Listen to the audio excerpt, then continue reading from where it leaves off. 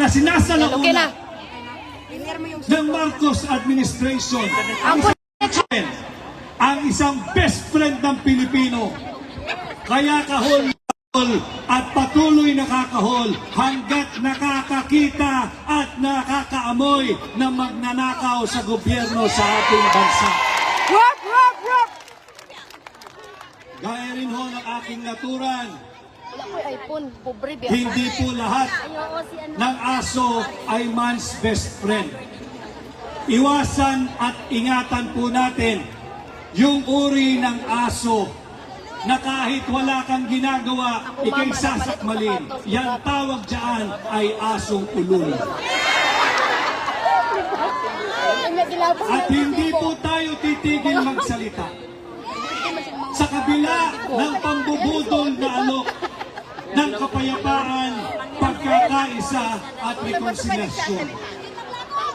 Hanggat hindi inuuwi si Tatay Digong sa Pilipinas, huwag tayong sumuko, huwag nating sukuan ang labang ito, at higit sa lahat, huwag tayong magpapabudol muli. Muli, marami pa hong magsasalita pagkatapos ko. Nais ko lamang muli magpasalamat sa inyong lahat. Nung ako po ay bumaba dyan sa tram sa Central Station upang maglakad dito, it took me a little longer, much longer, sapagkat ako ho ay dinagsa ng mga Pilipino. At iba ho yung pakiramdam pag pinapakita ninyo at ibinubuos ang pagmamahal sa isang katulad kong ordinaryong Pilipino. Makakaasa po kayo hanggang sa huling patak ng aking lakas. Paglalaban ko ang Pilipino, pagmamasakitan ko ang Pilipinas.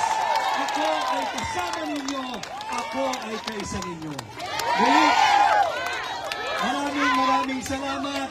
Ako po muli si Atty. Vic Rodriguez. Katulad ninyo, Pilipino, abogado, may isip. Maraming salamat.